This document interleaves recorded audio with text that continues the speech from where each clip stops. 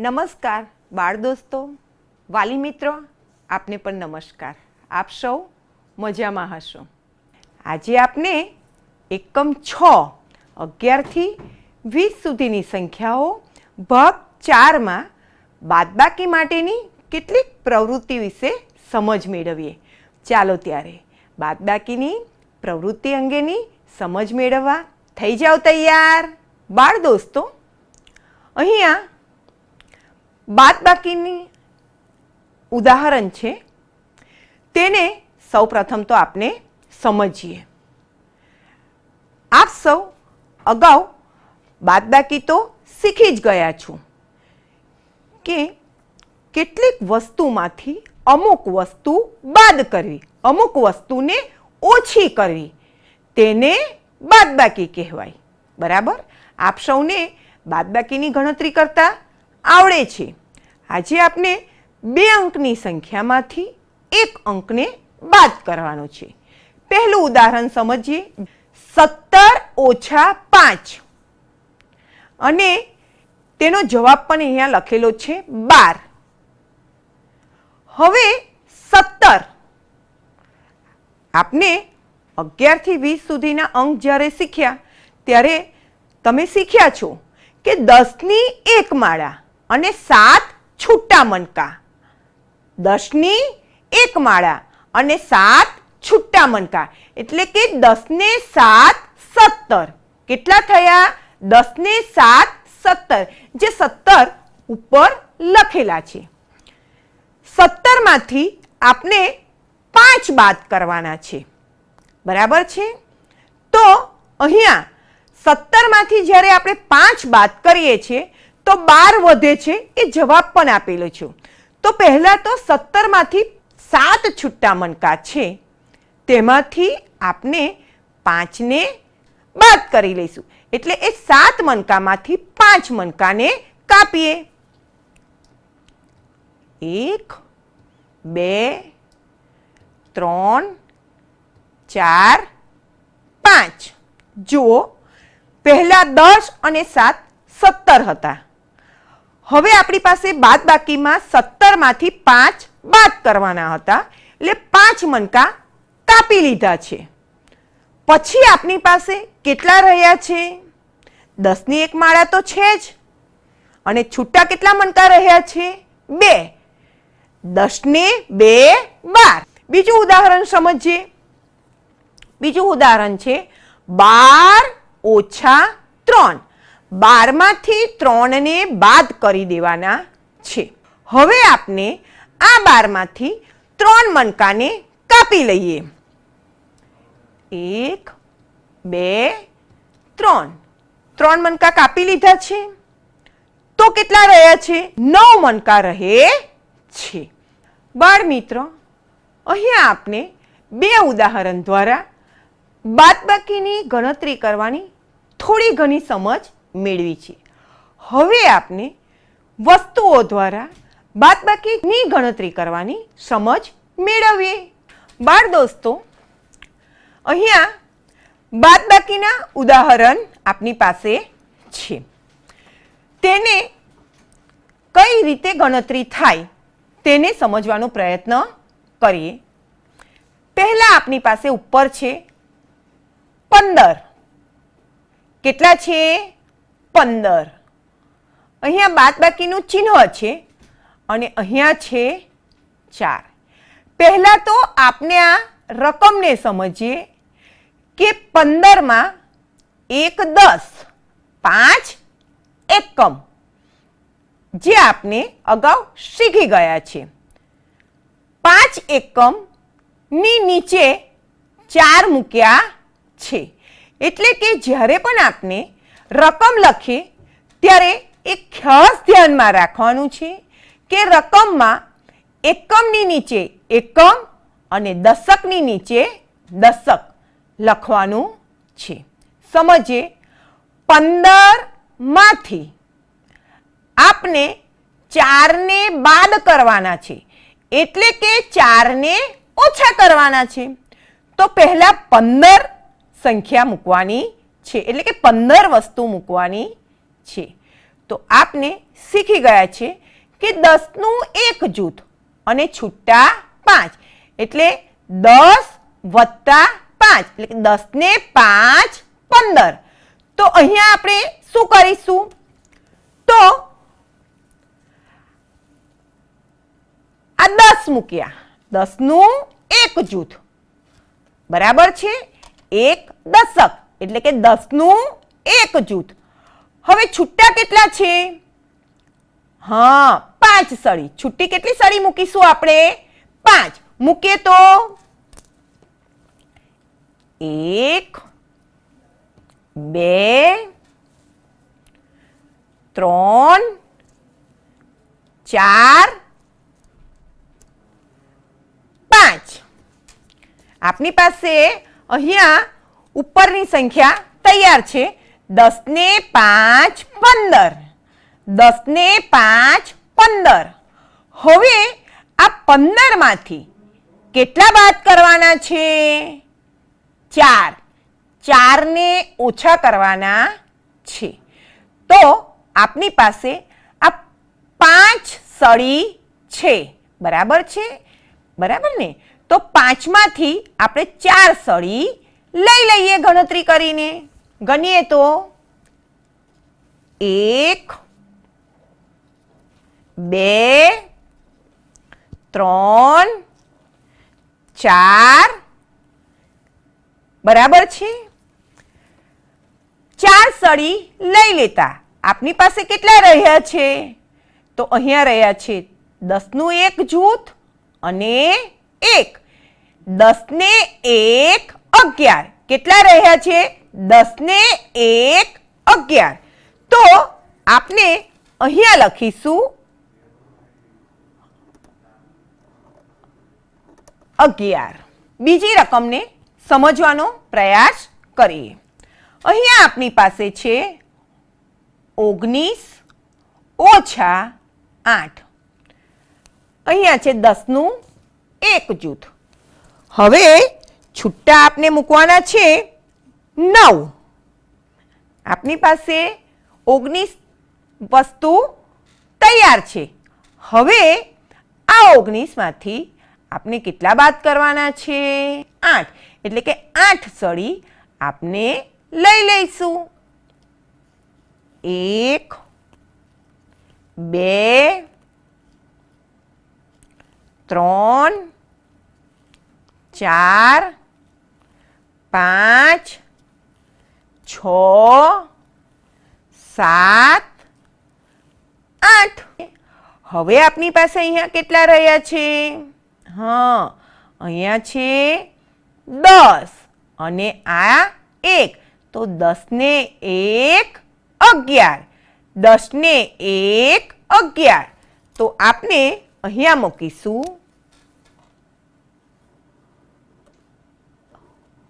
11. આપણે અહીંયા બાદબાકીની બીજી રકમ સમજીએ. આ આપની પાસે આડી રકમ છે 18 ઓછા 8. 18 માંથી 8 ને બાદ કરવાના છે. જોઈએ, આ છે 10નું એક જૂથ. હવે 8 સળી ગોઠવવાની છે. બરાબર છે? અને 18 સંખ્યા બનાવવાની છે. મૂકે 8. બધાએ મારી સાથે ગણવાનું છે. 1 2 3 4 5 6 7 8. હવે આ 18 માંથી આપને 8 ને બાદ કરવાના છે. શું કરવાનું છે? 8 ને બાદ કરવાના છે. તો 8 સળી લઈ લઈશું. 8 ઓછી કરી દઈશું. ચાલો 8 સળી ઓછી કરીએ. ગણો બધા મારી સાથે. 1 2 3 4 5 6 7 અને આ થઈ 8. જુઓ તો છૂટી સળી આપણી પાસે રહી ના. શું રહ્યું? ફક્ત 10નું એક જૂથ. એટલે કે 18માંથી 8ને બાદ કરીએ તો આપની પાસે રહે છે 10. તો અહીંયા લખીશું આપણે 10. આપની પાસે એક ઉદાહરણ છે 15 ઓછા 9. 15માંથી 9 બાદ કરવાના છે. શું કરવાનું છે? 15માંથી 9 બાદ કરવાના છે.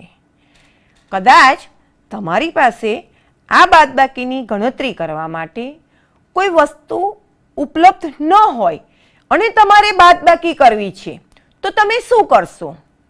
તો ચાલો આપણે માળા બનાવીએ. અહીંયા છે 15 તો એક માળા બનાવી દઈએ છીએ. બરાબર છે? હા. એક માળામાં કેટલા મણકા મૂકીશું? 10. 1 2 3 4 5 6 7 8 9 10. માળામાં 10 મણકા છે એટલે કે 10નું એક જૂથ છે. હવે 15 બનાવી છે, સંખ્યા 15. તો છૂટા કેટલા મણકા મૂકવાના છે આપણે? હા, 5 મૂકીએ તો 1 2 3 4 ને 5. આ 10 ને 5, 10નું એક જૂથ અને 5 છૂટા મણકા. 10 ને 5 15 થયા.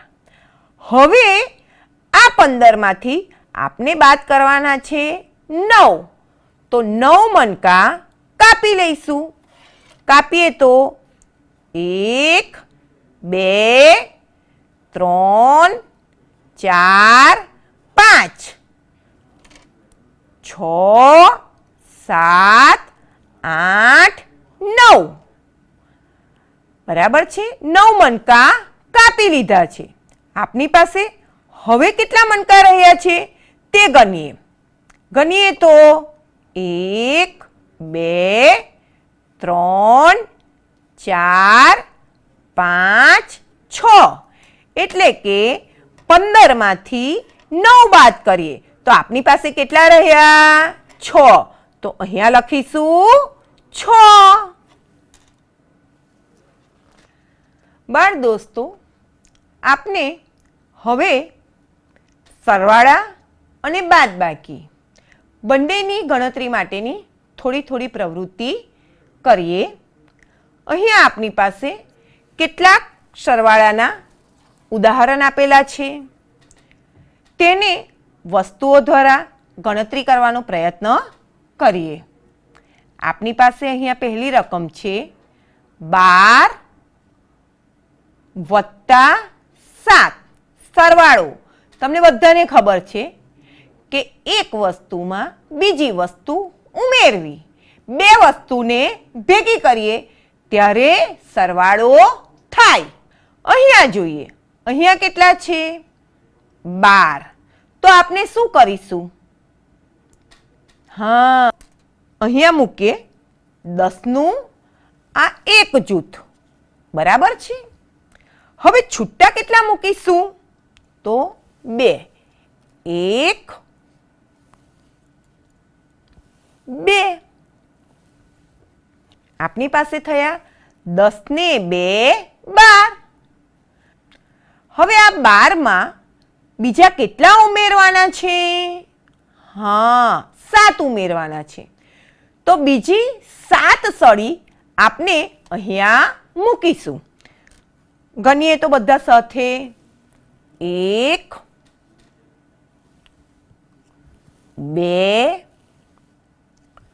3 4 5 6 7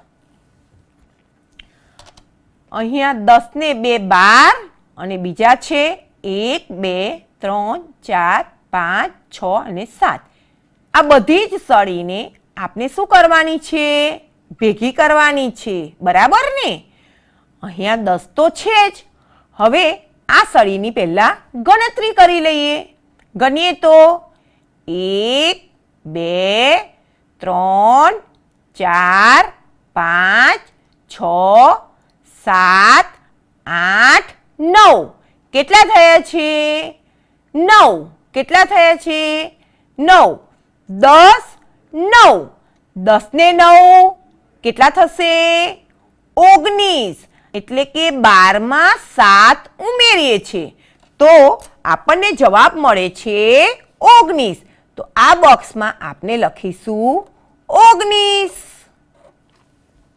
આપણે બીજું એક ઉદાહરણ સમજવાનો પ્રયત્ન કરીએ તો આમાં શું કરીશું આમાં આપણે અગાઉ શીખી ગયા છે તે પ્રમાણે લીટા કરીને પહેલા ગણતરી કરીએ અહીંયા કેટલા છે 7 તો 7 લીટા કરીએ આપણે પહેલા 1 2 3 4 5 6 7 7 લીટા કરી દીધા છે મેં હા હવે આ 7માં કેટલા ઉમેરવાના છે 6 તો આપણે શું કરવું પડશે બીજા 6 લીટા કરવા પડશે કરીએ તો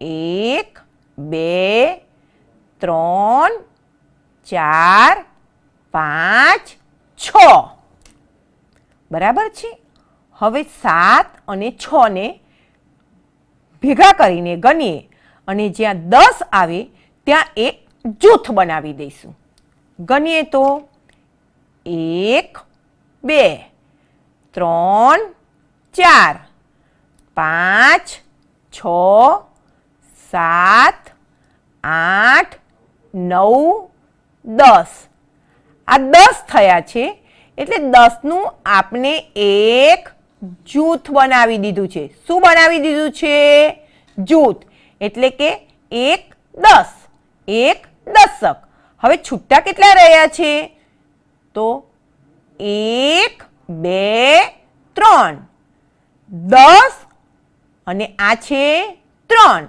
10 ને 3 13 કેટલા થયા છે 13 તો આ બોક્સમાં આપણે લખીશું 13 હવે આપણે આ એક રકમને સમજીએ અહીંયા છે 13 વત્તા 0 13માં 0 ઉમેરવાનું છે આપણને અહીંયા ખ્યાલ તો આવી જ ગયો છે કે અહીંયા કયો જવાબ આવશે પરંતુ પ્રવૃત્તિ દ્વારા સમજી લઈએ અહીંયા 13 ચાલો 13 કેવી રીતે થાય 10 અને 3 10નું એક જૂથ અને છૂટા 3 તો પહેલા આપણે અહીંયા 10નું એક જૂથ મૂકી દીધું હવે છૂટા 3 મૂકવાના છે 1 2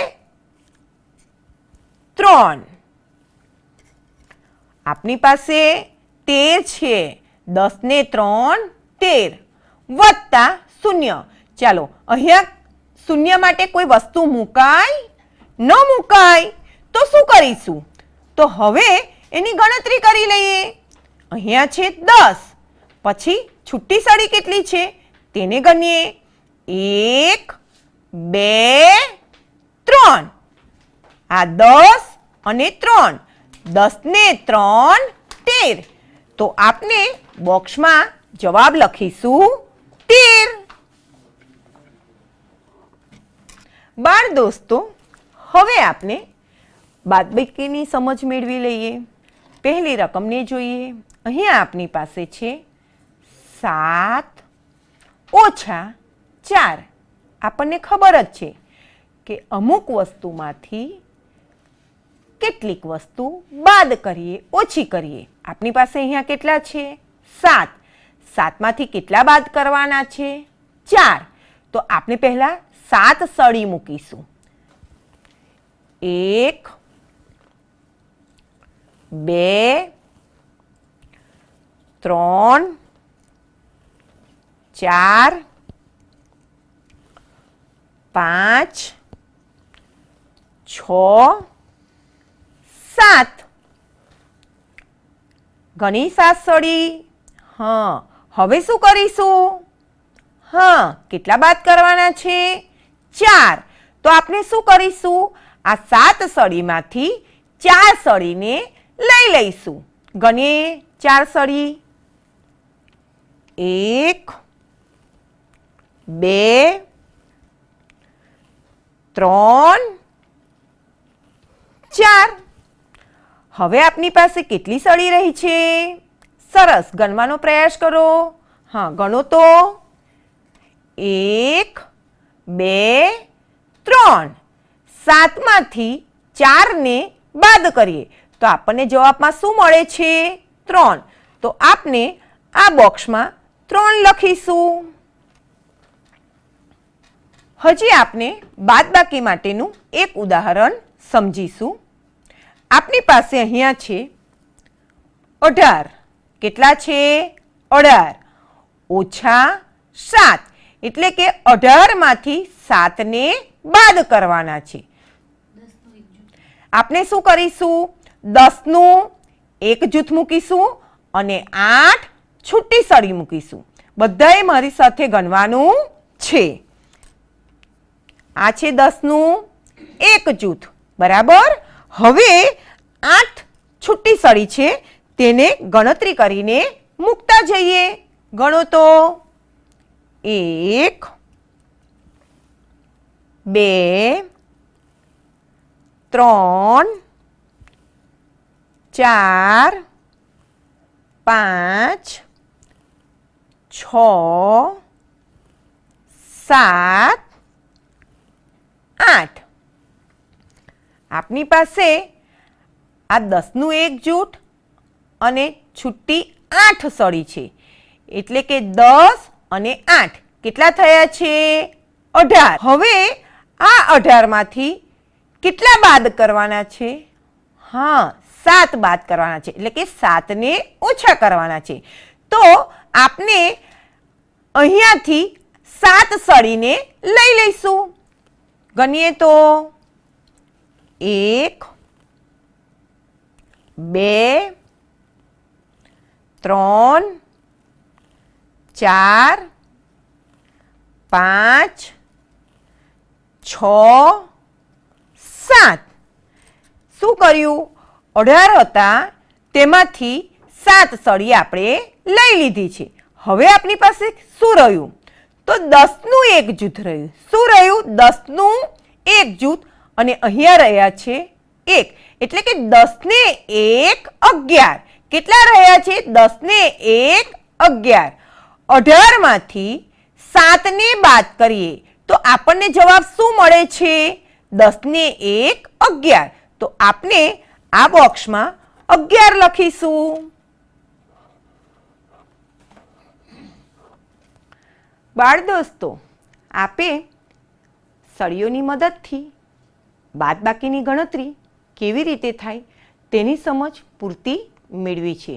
વળી સાથે સાથે સરવાળા અને બાદબાકીનો મહાવરો પણ કર્યો છે.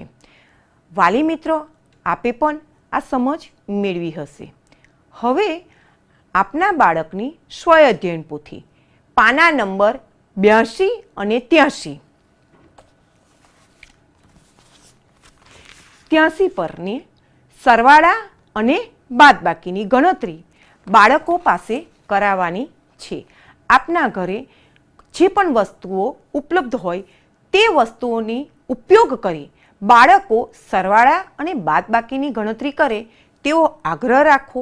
બાળકો જ્યારે આ ગણન કાર્ય કરતા હોય ત્યારે આપ વાલી મિત્રોએ બાળકોને સતત માર્ગદર્શન આપતા રહેવાનું છે. આભાર.